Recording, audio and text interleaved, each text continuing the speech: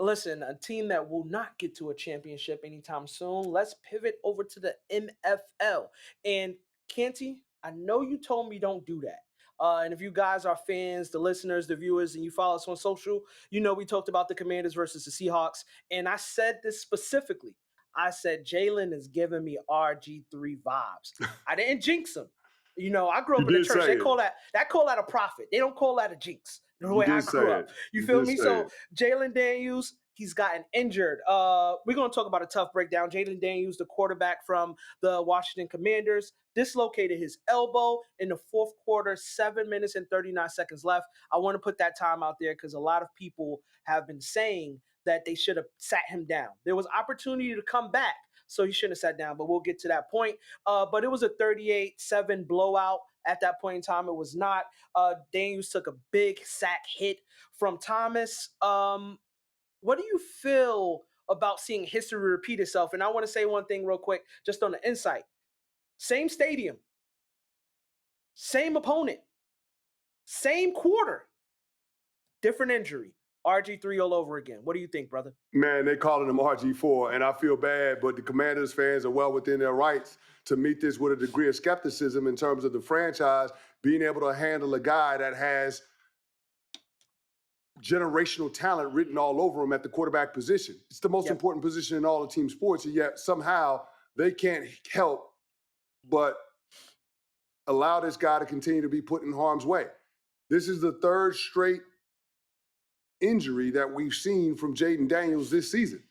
The Yep. guy's had two separate stints prior to the injury he sustained in week 9, where he's missed multiple games. I don't understand why the Washington Commanders can't do something different in terms of their overall football philosophy, their X's and O's, their personnel to better protect what is the future of their team. It makes no sense at all. Listen, the head coach, Dan Quinn, he said it's totally on him. For me, I think it was 100% one of those freak accidents. It was a freak accident, He shouldn't have and been in the game. He shouldn't have been in the game. You're down 31 points with less than 8 minutes to go. You're not coming back. Analytics gave you next to zero chance to be able to win that football game. And again, it'd be a different story if we were talking about a quarterback that was fully healthy. He was yep. just coming off of a hamstring injury that he suffered against the Dallas Cowboys. Why would you have him out there? He's been hurt all year long. Why do you want to continue to put him in harm's way? Again, there are no good answers to this, which is why Dan Quinn had to walk back his stance on keeping him in the game. He shouldn't have been in the damn game. It was wrong. It was franchise malpractice in terms of allowing Jayden Daniels to continue to be in harm's way. And if you saw that injury, you saw how nasty it is. It is a scary proposition in terms of, what he's going to have to go through in his road to recovery. And then ultimately, him having the confidence, having the trust within the franchise that they're going to do the things that are necessary to put him in the best position to have success while also keeping him upright. Well, my question to you, and this is from a player's point of view, he was just out. How much of keeping him in the game late in the game? Let's remove the injury. Just having him do another drive or two, get in a rhythm, maybe get a little momentum into the next week. If this injury didn't happen, would anybody care that he was still in the game at 7 minutes and 39 Oh, seconds yeah, it would left? have absolutely been a talking point because Jayden Daniels, since he's come into the league, has been the most contacted quarterback in football.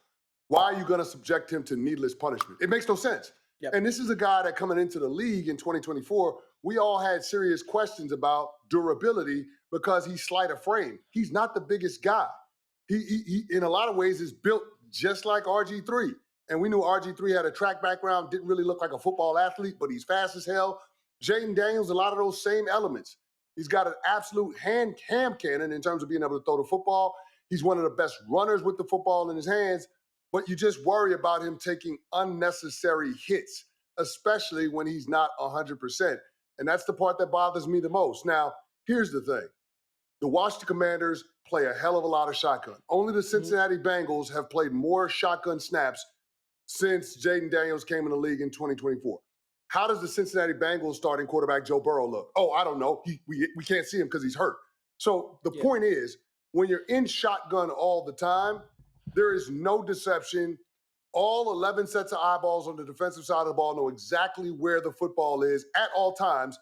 which means your quarterback is a sitting duck. And then, oh, by the way, when it comes to the running game out of shotgun, it's hard for backs to get a rhythm because they're not hitting the line of scrimmage with the same amount of momentum. They're not hitting the line of scrimmage from the same angles. The blocking angles for offensive linemen are completely different when they're in the gun run versus when they're in the dot. So all of these different elements lend themselves to Jayden Daniels taking a hell of a lot of punishment that's unnecessary. So again, until the Washington Commanders get serious about trying to protect Jayden Daniels and playing football a different kind of way, I can't be serious about the trajectory of that team.